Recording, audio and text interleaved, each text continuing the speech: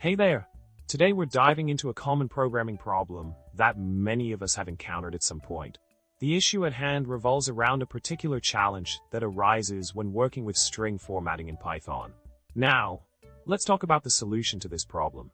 The solution lies in understanding the inner workings of the str.format method in Python. According to the official documentation, when using this method, the element underscore index could be either a sequence of digits or an index underscore string.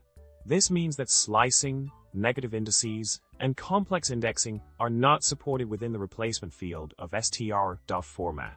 Moving on to the next part of the solution, we explore an alternative approach to tackle this limitation.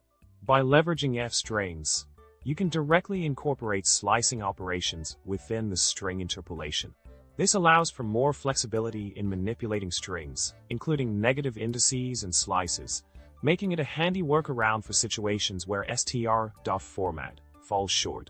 Continuing with our exploration of solutions, another method involves directly slicing the arguments passed to str.format, instead of trying to slice within the replacement field itself.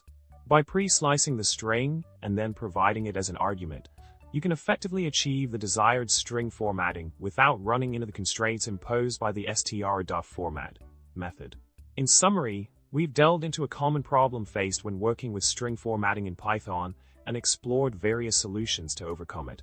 Whether it's using f-strings for more flexibility or pre-slicing arguments for str.format, there are multiple ways to work around the limitations and ensure smooth string manipulation in your Python projects.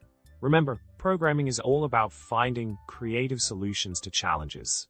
Keep coding, stay curious, and until next time, happy coding, and remember to like, subscribe, and leave a comment below for more content.